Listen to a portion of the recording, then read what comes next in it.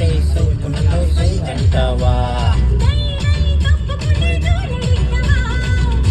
శ్రీరామ్ అందరికీ. మీకు ఆల్రెడీ ముందు వీడియోలో చెప్పాను కదా, ఫ్రమ్ విజయవాడ టు అరుణాచలం మేము ఫ్యామిలీ రోడ్ ట్రిప్ ప్లాన్ చేసుకున్నామని. ఇంకా అది స్టార్ట్ చేస్తామండి. ఇంకా విజయవాడ నుంచి 7:30కి స్టార్ట్ అయ్యాము. ఏం తినలేదు, ఫుల్ ఆకలి దారి మధ్యలో అయితే. ఇంకేం చేయాలో తెలియక టైం చూస్తేనేమో 11:30 అయిపోయింది.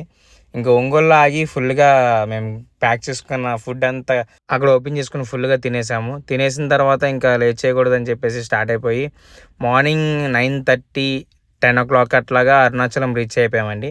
అరుణాచలం రీచ్ అయిపోయిన తర్వాత ఇంకా ఫ్రెష్ అవ్వడానికి రూమ్ తీసుకోవాలి కాబట్టి ఇక్కడ శివసన్నిధి అనే ఆశ్రమంలో మేము రూమ్ బుక్ చేసుకున్నాము. సో లోపలికి వెళ్ళి మొత్తం చూసుకున్న తర్వాత వాళ్ళు వేరే చోట కొత్తది బిల్డింగ్ కట్టారని చెప్పేసి అక్కడ ఇచ్చారండి మాకు రూమ్. మీకు ఆ రూమ్ కూడా చూపిస్తాను. ఇంకా ఇదేనండి ఆ రూము. 2 బెడ్స్ ఇచ్చారు, పెద్దతోటి చిన్నతోటి.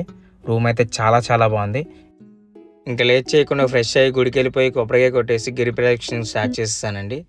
14 కిలోమీటర్లు, 9 లింగాలు. చాలా అసలు దర్శనం చేసుకుంటేనే అసలు అద్భుతంగా ఉంది. ఇంకా గిరి ప్రదక్షిణ కంప్లీట్ చేసేసుకొని గుళ్ళోకి ఎప్పుడెప్పుడు వెళ్తానా అని ఆశగా వెయిట్ చేశాను. దాంతోపాటు ఒక భయం కూడా స్టార్ట్ అయిపోయింది, ఏమైతే అని ఈసారి కూడా అని.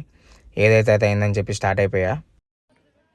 సో గాయస్, ఫైనల్లీ దర్శనం అయితే చాలా బాగా అయింది. ఆ శివయ్య నా మీద కనికరించి ఆయన దర్శన భాగ్యం నాకు ఇప్పించారు. సో ఐఎమ్ చాలా హ్యాపీగా ఉన్నా ప్రజెంట్ అయితే. ఇంకా ఫైనల్గా అయితే దర్శనం అయితే చాలా పీస్ఫుల్గా అయిపోయింది, చాలా త్వరగా కూడా అయిపోయింది.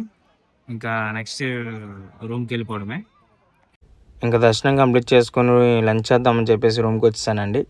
ఈ శివ సన్నిధి ఆశ్రమంలో వీళ్ళే ఫుడ్ కూడా ప్రొవైడ్ చేస్తారండి.